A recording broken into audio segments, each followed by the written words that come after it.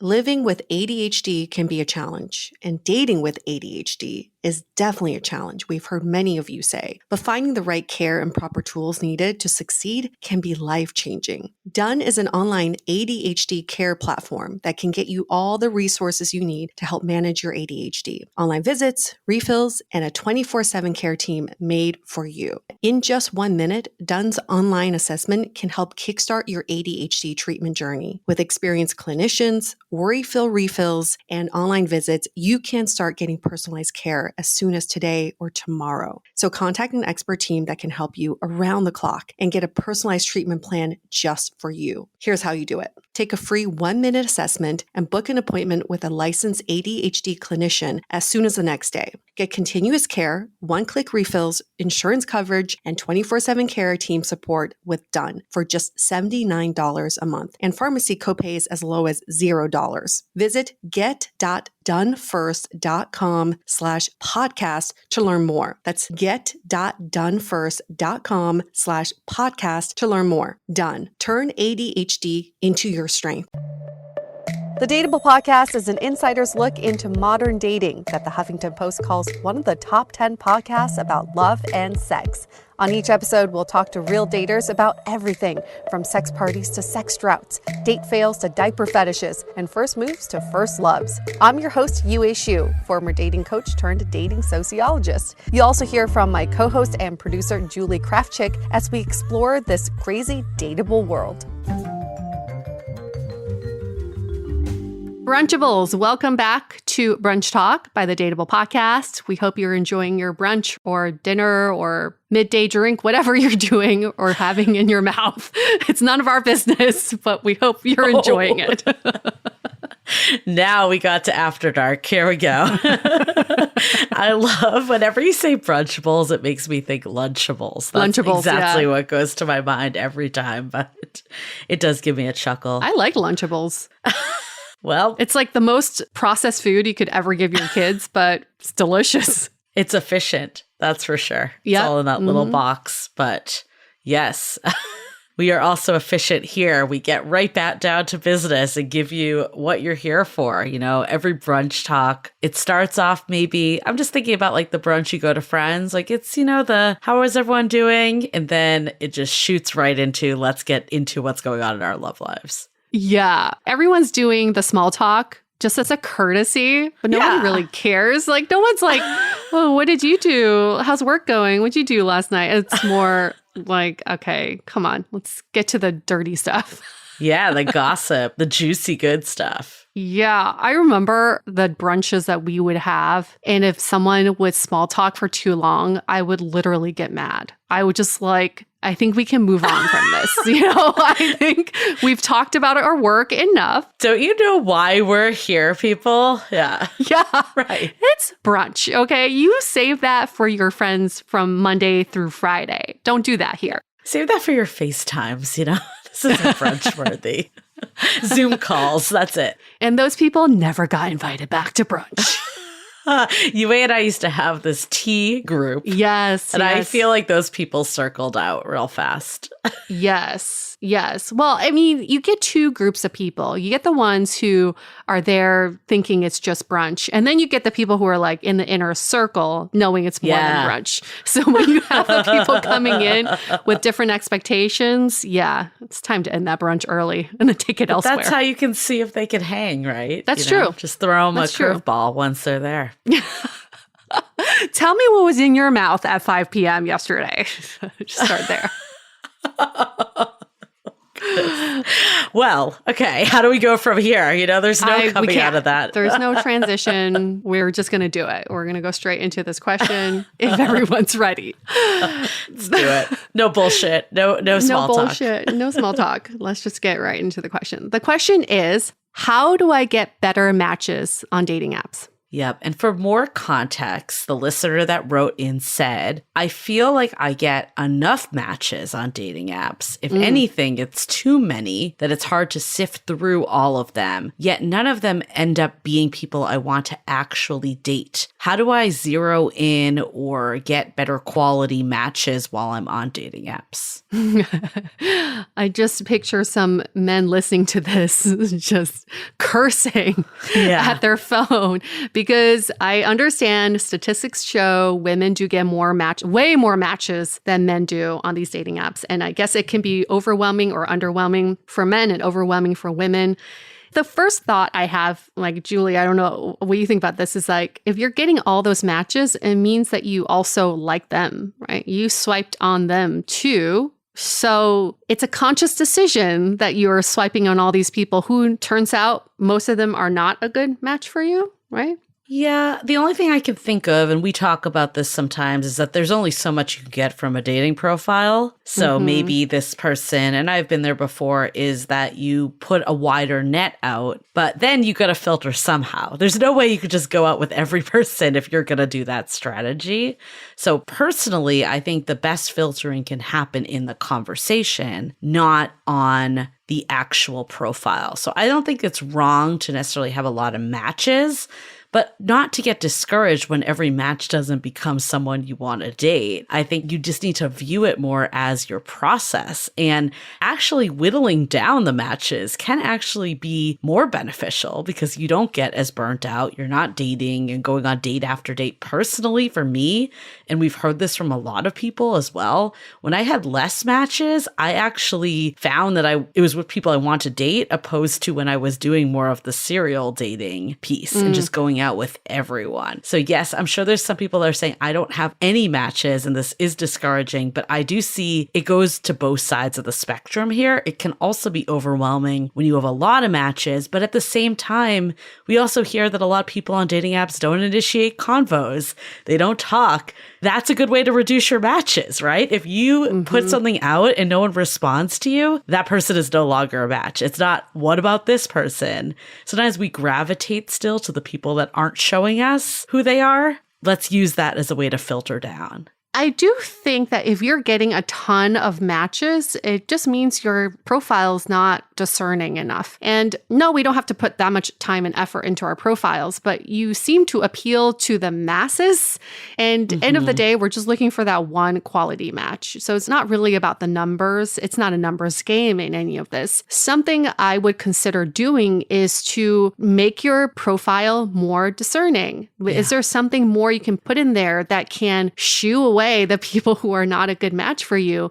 And some of that could just be being more upfront about who you are as a person, right? And what you are looking to get out of this app. And the second step, I would think, is they show that our brains are only able to juggle 3 to 5 conversations at a time. So if you have like a shit ton of matches and you're talking to all of them, it just means you're not focusing your energy on any of them. And of course, they're not going to feel like a great match. So maybe you just do the 3 match rule. You juggle conversations with 3 people max. If one person drops out, you swipe for another one. Just have 3 in the rotation. So at least you can spend quality time and effort on those matches. I really like that. And I do agree that sometimes when we get to know ourselves better, that's when we do have less matches. And for whatever reason, we feel like dating apps is a popularity contest. We always hear people saying like, I don't have enough matches. I don't have good enough matches. But also, what does good enough even mean? Yes. What are we judging this off of? Because personally, I don't think to judge it on their profile means anything.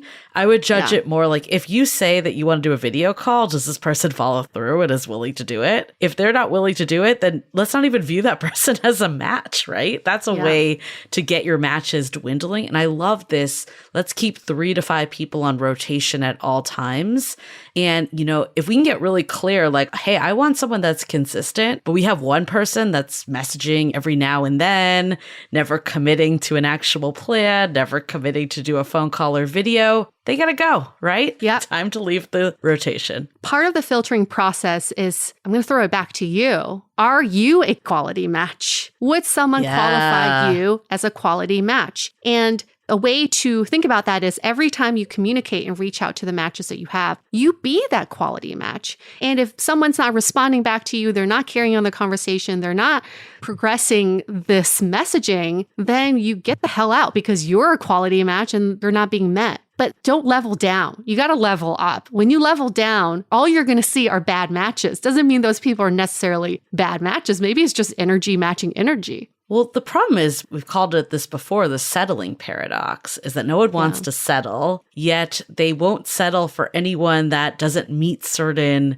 physical characteristics or the features that we've been told are so important in a partner. And then they end up settling for bad treatment because it's one of those things that when we say good match, again, let's go back to defining what this means, because oftentimes people say, oh, they didn't go to the college I wanted them to go to, or they're not this height, or they're not this build, or they don't live close enough, or whatever information that we get from dating apps. Because let's be honest, dating apps don't know if this person's kind or they're funny or they're a good person. All we know are the superficial traits. So that's how we tend to judge good matches. And I've seen people hold on to quote unquote good matches that aren't receptive, that aren't giving them anything back because they have all this good on paper. And we need to reframe what a good match is. And I think that's going to start to let different people surface to the top. And defining that for yourself is so important. I think maybe that's step number one is what is a good match? What does that mean to me? And that means so many different things. I remember when I was dating, a good match to me would mean someone who responded back to my messages.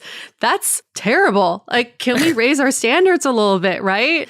And we understand these conversations, they drop off within like the first couple days. Well, a quality match could be someone who goes against the grain, someone who doesn't fall into that stereotype of what a typical online dater looks like. And I think ultimately it's about bringing quality matches that you also embody, right? So two quality people being brought together. And knowing that we can't expect these dating apps to do everything for us. They're just there for the introduction. They're there to match two people with pictures and some words. They're not there to help you find true love or your soulmate or be like serving this person on a platter to you and saying, hey, Julie, this is a quality match for you. That is not their job. They're just there to make the introductions. And it is up to you to turn these matches into quality matches. It's so funny that you say that they just needed to respond, but that's the low bar that we're Such at a low in bar. Today's world, though, that other people think. But I almost feel like that is a good first step, even though we're joking that it can't just be that. But then have a freaking conversation. There's more that you're going to learn in a 20-minute conversation than going back and forth on text through the app or through your phone for a week. Just get on the phone, see if the person carries the conversation and how you feel when talking to them. That's all you need to know is, should I meet this person? Because let's be honest, the reality is until we meet in person, see how this person operates, see the energy that they bring, we're never going to know if they're a good match. So the key is to get to in person, but we also understand that you can't meet every last person in person. So there needs to be things that you're filtering for. So one of them can be, are they responsive? But also, like, when I talk to them, do they bring out the best side of me? Am I excited to meet them? Am I excited to have a conversation? All of that is really important because so often we go out with people that we're simply not excited about, that we haven't vetted at all, just to say like, oh, we need to just get a bunch of people. We need to feel like we're doing something. But I really do believe that less is more sometimes. And it's so counterintuitive to how we think dating works. I think the most detrimental behavior we can all do with online dating is a game we call Capture the Red Flag. Yes. You look at the messages and you look at the profiles, and all we're doing is looking for the red flags. Any proof to show that this person is not a good match. Even when you meet in person, you're looking for the things to tell you not a second date or this is not going to work out. And we have to get a little bit realistic here. A good match doesn't just come pre-packaged for you. A good match is when you and the other person are both wanting to make an effort to make this a good match. You're just looking for someone who's willing to make that effort to work on this with you. That good match does not come straight out of the box like, here you go, perfection. It doesn't exist. So stop chasing those red flags, because hell, if you're going to look for red flags, you're going to find plenty of red flags on every fucking person you meet. Yes, including yourself. Everyone has red flags. I agree. I think there's a big piece of we need to just go in and look at this person like we would if we were meeting someone at a party or we're meeting a random friend. Do I enjoy their company? That's all you need to know for a good match. The reality is even the first date, you're not going to know if they're a good match. Like this stuff takes time. And what does a good match mean? I really do think that when people say this, it's all the superficial qualities, because that's really all you get at this stage of the game. Nothing else is apparent yet. Yep.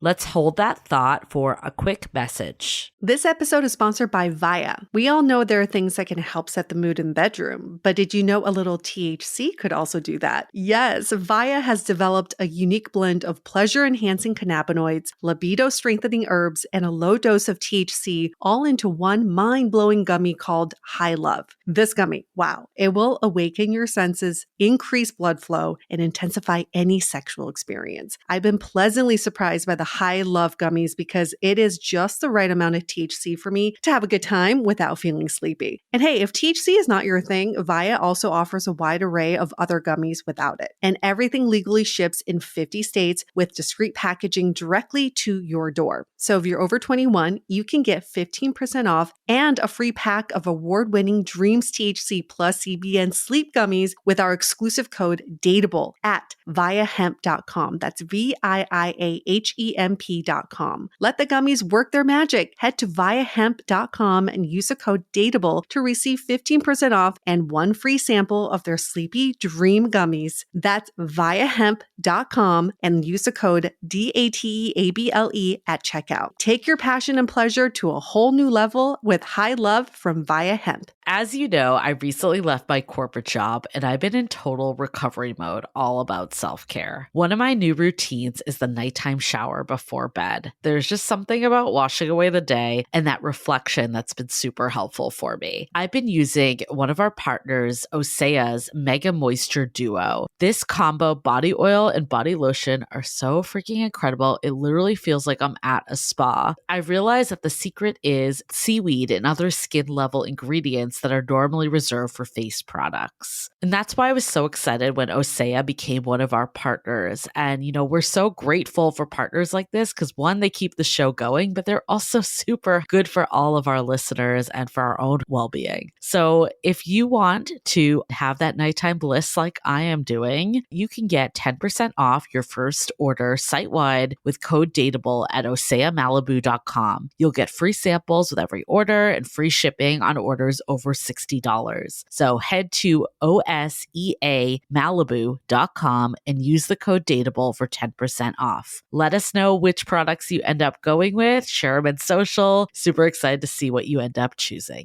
This episode is made possible by Armoire. Armoire makes getting dressed easy. With a clothing rental membership from Armoire, build the perfect wardrobe with brands that are high quality, unique, and recommended just for you. All you have to do is take a 5-minute style quiz and select items from your dynamic, personalized closet. The styles show up at your door in as little as 2 days. Then when you're ready for new clothes, just swap them out. Listen, I live in Southern California. There is absolutely no need for puffer coats or any sort of those winter jackets. But when I travel anywhere else in the world in these cold months, I'm often burdened with the task of getting winter clothes. And now with Armoire, I can just rent my winter wardrobe. It's brilliant. Right now, our listeners can give Armoire a try and get up to 50% off their first month. That's up to $125 off. Just visit armoire.style/dateable. That is armoire.style, spelled ARMOIRE.style/DATEABLE to get up to 50% off your first month. and never worry about what to wear again.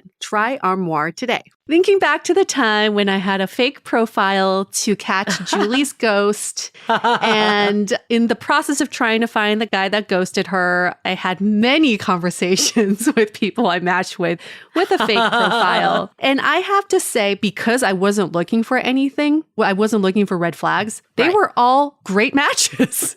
Because I had no expectations. We had great conversation. We got to know each other. No pretenses. Hell, I would have gone out with any of them. Right. I think a lot of it is that we are trying to find the one, the person. Yeah. So what a good match means holds so much weight. All that we can do at this stage is, am I enjoying my time with them?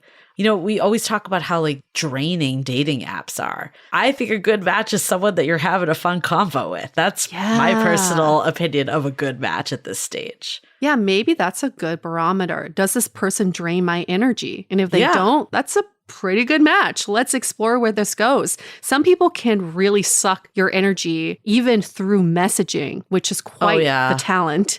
And that's not someone you should have in your rotation. Hey, if they're draining your energy, why is that even worth it? I think a big piece of it too, though, is what are you putting out there? Like we were saying, if you're just looking for red flags or you're expecting so much from what this match means, or you're sizing them up, their resume, all that, because we've heard from a lot of people that say, hey, these people are really boring that I'm talking to. They're not asking me enough questions. It's just not an engaging conversation. But I would also challenge, what are you saying to them? And we've definitely looked through a few people's phones. And, you know, it doesn't need to be the most riveting conversation of all times. I mean, I look back on my first convo with my partner and it's terrible. But, you know, like in objective terms. But it moved fast enough. We had enough back and forth. It wasn't one person leading the whole thing. Look at how you're responding. I think it's a really good exercise to go through your old conversations and look at like, would I want to talk to me? Yes, because you don't have control over other people. The only thing you have control over is you. And I think it's time we stop blaming the apps for giving you bad matches. No app founder has ever started a company saying, I only want to deliver bad matches to piss people off. That was never their intent. Let's be honest here, right? Think about like, what's real here? What is real is you're on a platform that's delivering people to you that you may not meet otherwise. It's making introductions, and it's time for you to explore. So what's in your control? What's in your control is how you make the apps work for you and not how you can be drained by the apps. Because for anybody who says they're drained by the apps, you're not doing it right. You're not using it right. I think the other piece is that we can't complain about the people on them. Like we hear, you know, even in the Facebook group, this person doesn't have any info on their profile. Okay, then make sure you're not guilty of the same behavior. Yeah. If you aren't, if you're checked all the boxes, everything looks good, then don't engage with that person. That's all you need to do. Like there you filtered someone out. Like I feel like we spend so much energy complaining about all the bad people on dating apps and the bad matches. But if we could just refocus our attention to saying, okay, this isn't what I'm looking for. I'm not looking for someone that gives me one word answers and I have to force conversation with, then it's time that person isn't even in your roster anymore. That's all. It's just that simple. It's just odd, this type of thinking and behavior. If you are to walk down the street, okay, let's say you walk 3 blocks and you had to talk to every stranger possible, I would guarantee you 99% of the people you talk to are not going to engage or be a good match for you. So here we are. Dating apps are cutting through all the people who are not in your sexual preference, people who are not single. They're cutting all those people out and putting you in a room of all the people who are, at least on paper, looking for what you're looking for. So isn't that great that you don't have to walk down the street and meet all these random strangers and try to engage in conversation? Like, let's just be a little bit more grateful for the fact that we have these resources and the control of what you can do on the apps. Like Julie said, you do not have to engage with everyone you match with. If there's something you don't like or they're missing in their profile, Nobody forced you to talk to them, and therefore you should not talk to them. The key is reframing what a good match is. What if we, revolutionary thought, what if we assumed everyone was a good match that we came in? And then we looked at their behavior, we looked at the conversation, and then filtered out accordingly from that. So that's number one. Number two is, are we focusing on the qualities that matter? We're going to do another throwback to maybe our most popular brunch talk episode of the difference of being picky and settling. We talk about the only 7 things that matter. Are we focused on that? Or are we focused on all the other things that ultimately don't matter that dating apps can predict? So that's another piece of it. And then how do you become the dater that you want to date? How do you make sure that you're a good match? That's the other piece out there. Less is more. This is not a popularity contest. The more you can know yourself and not be afraid to weed people out, that's good. I think so many times we have FOMO. We think that every person could be our soulmate. It's having the confidence to say they're not, and my person's still out there, and just keep going. Like, we don't need to get distracted by all these people that are just noise. Yeah, cut through the noise. What a wonderful question. Thank you for sending that in. And we're always looking for more Brunch Talk questions. You can send them directly to us by emailing hello@dateablepodcast.com or DMing us on Instagram @dateablepodcast. Just whatever's on your mind. Doesn't matter if it's long, it's short, just send us your thoughts. We love reading them and we will get to answering all of them. And that wraps up this week's Brunch Talk. Yep, we'll see you next week. Bye, y'all. The Dateable Podcast is part of the Frolic Podcast Network. Find more podcasts you'll love at frolic.media/podcasts. Want to continue the conversation? First, follow us on Instagram, Facebook, and Twitter with the handle @DateablePodcast. Tag us in any post with the hashtag StayDateable, and trust us, we look at all of those posts. Then head over to our website, dateablepodcast.com. There you'll find all the episodes as well as articles, videos, and our coaching service with vetted industry experts. You can also find our premium Why series where we dissect, analyze, and offer solutions to some of the most common dating conundrums. We're also downloadable for free on Spotify, Apple Podcasts, Google Play, Overcast, Stitcher Radio, and other podcast platforms. Your feedback is valuable to us, so don't forget to leave us a review. And most importantly, remember to stay dateable.